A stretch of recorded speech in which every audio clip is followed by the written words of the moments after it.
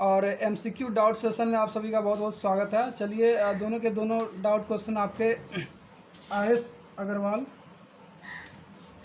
Book के हैं, तो उसी को मैं यहाँ डील करूँगा। जिन्होंने जिस स्टूडेंट ने पूछा वो ध्यानपूर्वक इसे देखें और सारे स्टूडेंट इसको अच्छे से देखें और समझें और इस तरह के कंसेप्ट को आगे आने वाले सवाल में अप्लाई करें।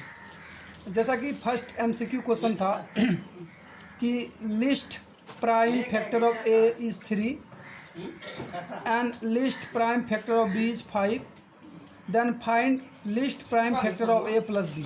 तो इस तरह के चीज़ों को एनालाइज करने के लिए हमको सबसे पहले तो इस क्वेश्चन को हम लोग क्या करेंगे, सॉल्यूशन करेंगे और एक एग्जांपल के सहारे मैं आपको इसको क्वेश्चन को सॉल्व करूंगा। क्योंकि ये एमसीक्यू क्वेश्चन है, इसमें आपको एक हार्ड एंड फास्ट रूल लगाना पड़ेगा और प्रोसेस वाइज बनाएंगे तो आपको ज़्यादा समय लगेगा। इसलिए मैं एक एग्जांपल ले लेता हूँ जिस संख्या का क्या है, लिस्ट प्राइम फैक्टर 3 है। सपोज मैं एक संख्या लेता हूँ 6 और जिसका प्राइम फैक्टर 6 ले लो या आप 15 ले लो, 15 ले सकते हो आप, 15 जिसका लिस्ट प्राइम फैक्टर क्या है 3 है लिस्ट प्राइम फैक्टर।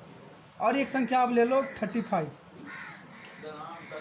और इसका लिस्ट प्राइम फैक्टर 5 है, उसके बाद 7 है।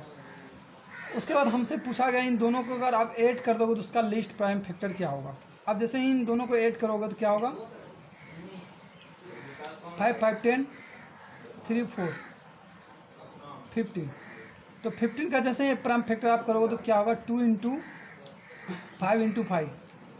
इसका मतलब ये हुआ कि जब आप दोनों संख्याओं को ऐड किए, अगर ये आपका A नंबर है और B आपका B नंबर है, तो ये जो दोनों को ऐड किए A + B, इस संख्या का जो प्राइम फैक्टर होगा लिस्ट प्राइम फैक्टर 2 आया। डैट मीन्स आप ये कह सकते हैं इन दोनों का सम का जो प्राइम फैक्टर आएगा, जो लिस्ट है दोनों का 3 और 5 8, इसका जो प्राइम फैक्टर आएगा 2 लिस्ट, वही मेरा रिक्वायर्ड आंसर होगा। सर इस लॉजिक से आप फर्स्ट वाले क्वेश्चन को समझ गए होंगे, आपको सॉल्यूशन मिल गया होगा ऑप्शन नंबर A।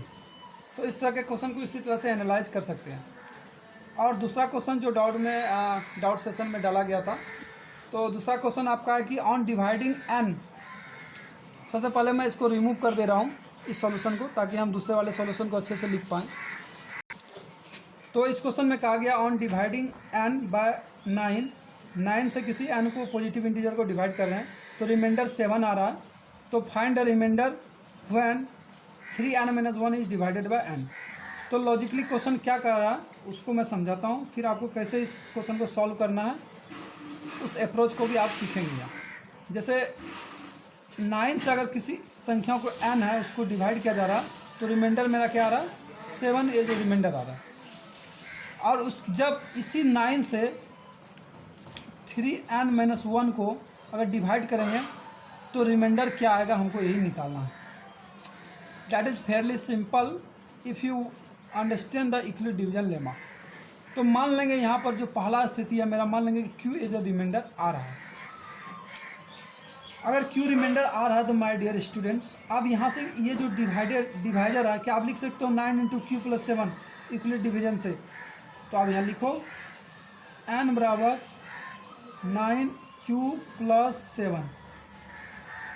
उसके बाद आपको 9 को किससे डिवाइड करना है, 3n - 1 में डिवाइड करना है। आप क्या करोगे, 3n - 1 भी निकालो। 3n - 1 जिसे ही निकालोगे 3 × 9Q + 7 - 1।